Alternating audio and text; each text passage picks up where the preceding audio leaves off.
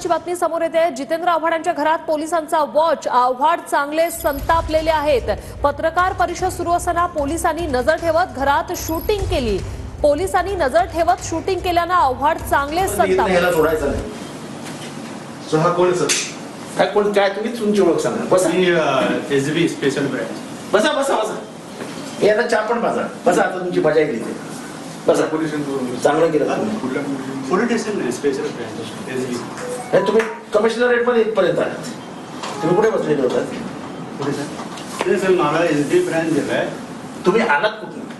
मी कुठे बसलेले होतात? एसबी ब्रांच कुठे? वटनगर पोलीस स्टेशन। वटनगर पोलीस स्टेशन दिलं। तुम्हाला माझ्या घरात येण्याचा अधिकार कोणी दिला? माझं प्रायव्हसी आहे ना, माझं घर आहे ना। माझ्या घरात कोणाला घ्यायचा माझा अधिकार आहे। तुम्ही कशी घालत? सर मला वरिष्ठांनी सांगितलं म्हणून तुम्ही दरोडा घालत? हा दरोडा आहे। माझ्या घरात चोरी झाली। मी आता वरती गेलेलो तेच बघायला गेलेलो। चेन चोरीला गेलाय 4। त्याचा आळ मी तुमच्यावर घेतला तर आता मी आत्ता तो आळ तुमच्यावर घेतला तर की माझ्या 4 चेन चोरीला गेल्या तर तुम्ही चोरल्या। तुम्हाला समजतं का तुम्ही काय करता? एवढी हिंमत पोलिसांची की विरोधी पक्षांच्या एका आमदाराच्या घरात डायरेक्ट जाऊन शूटिंग करतात? काय केलं तुम्ही येऊन? रेकॉर्डिंग। अरे कशाला? तुमचा काय अधिकार? पण माझा आहे ना, माझं घर आहे ना। निदान मला विचारायचं, माझ्या पोलिसांना विचारायचं। काय लावलं म्हणजे आमचं प्रायव्हसी नावाची काही गोष्ट आहे की नाही? मी तुमच्या घरात येऊ न विचारता चहा माझा? काय पद्धती? तिने कानला पुढलं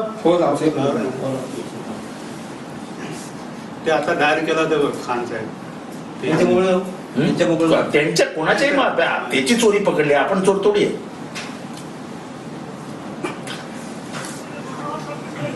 धक्कादायक आहे की तो माणूस डायरेक्ट माझ्या म्हणजे घरामध्ये पकडला जातो। म्हणजे विरोधी पक्षाला जगू द्यायचं की नाही? म्हणजे त्यांना असं कोंडून टाकायचं की काय? एवढा वॉच ठेवायचा तर वाल्मिक कराडवर ठेवायचा ना मर्डर झाल्यानंतर। तर लवकर सापडला असता। पोरांची म्हणजे पोलिसांची लाच तरी राहिली असती।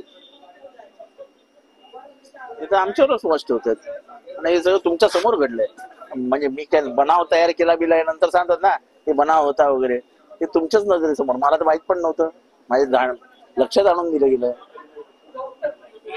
त्यांना विचारलं तर मला म्हणाले ते की मला वरिष्ठांनी नेलं जा तुम्ही। मी आलो।